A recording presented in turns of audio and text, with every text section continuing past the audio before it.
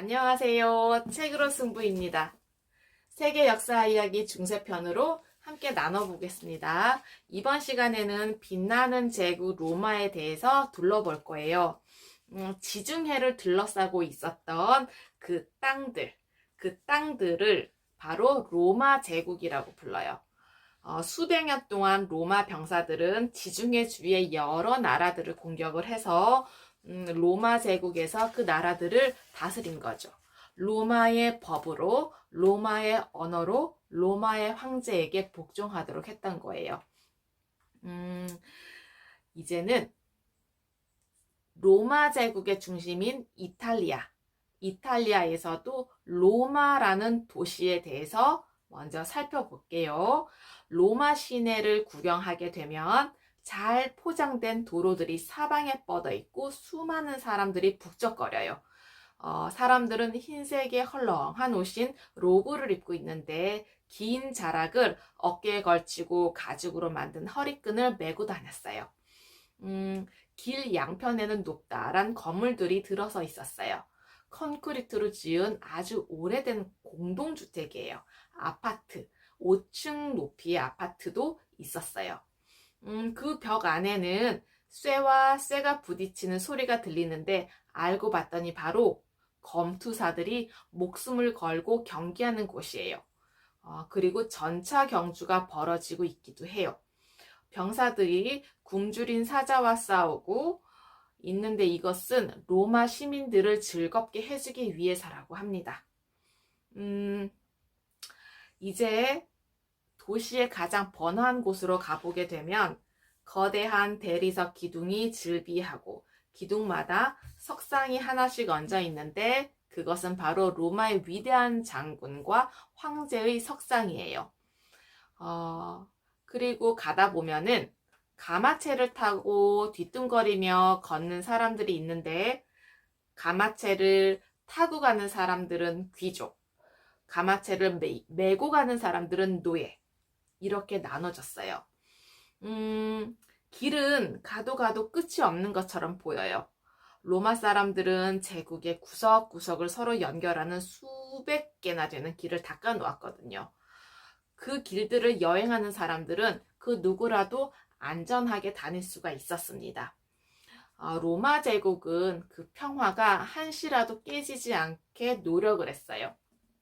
바로 팍스 로마나라고 해서 로마의 지배에 의한 평화, 제국의 모든 지역의 모든 사람들이 로마의 법에 복종함으로써 평화롭게 살아갈 수 있다는 뜻입니다.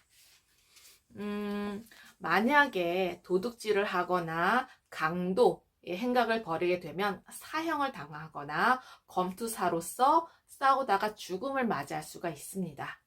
네, 이제는 이탈리아에서 넘어서 알프스 산맥을 넘어 그러니까 갈리아 지방, 지금의 프랑스 지방으로 한번 가볼게요. 로마에게 정복당한 갈리아, 이곳에는 로마인들이 세운 작은 도시들이 있어요. 그 도시의 외곽에는 군대 주둔지가 있죠. 그곳에서 병사들은 모닥불을 피워놓고 음식을 먹기도 하고 칼싸움을 연습하기도 하고 말을 훈련시키기도 했어요. 이렇게 병사들이 주둔하고 있는 이유는 그 지역 사람들이 반란을 일으키면 당장 가서 무찔러 버리기 위해서라고 해요. 그래서 늘 준비하고 있죠. 이제는 바다 건너 브리튼을 가볼게요. 브리튼은 지금 영국인데 거기에 살던 사람들을 켈트족이라고 불러요.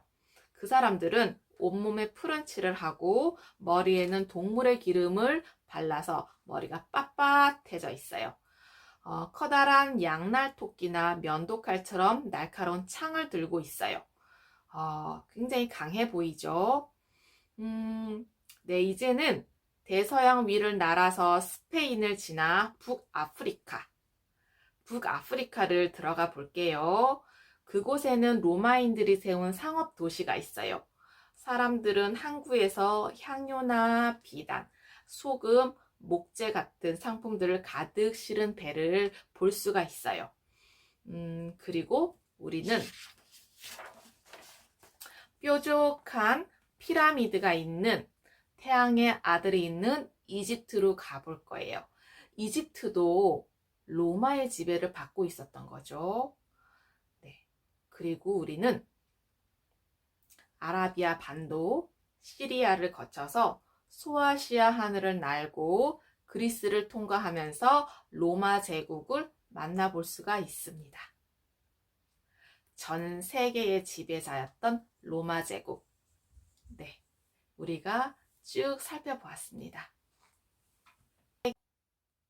로마 제국의 황제는 전 세계의 지배자라고 불리었어요. 그들에게는 한 가지 문제가 있었는데 바로 너무 넓은 영토였던 거죠. 그러다 보니 사방 곳곳에 흩어져 있는 떠돌이 종족들이 로마 제국의 영토 안으로 쳐들어와서 마을을 정복하고 그 도로를 이용하고 농작물을 약탈하고 물건들을 훔쳐간 거예요.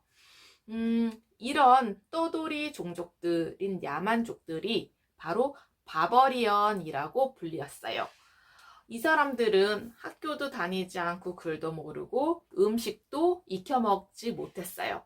늘 떠돌아다니면서 천막을 치고 살았고 말을 타고 다니면서 싸웠고 음식은 날것으로 먹은 거예요. 그러다 보니까 짐승과 다를 바가 없다라고 비하를 하기도 했어요. 바로 훈족, 반달족, 서고투족, 동고투족이에요. 이 야만인들은 수만 명씩 떼를 지어서 로마의 국경선을 침범했어요. 황제가 군대를 보내서 그 영토를 지키기 위해서 무찌르려고 했지만 병사들이 너무 부족했어요. 그런데 흉년이 들어서 로마 시민들 가운데서는 밥을 못 먹는 사람들도 자꾸 늘어났어요.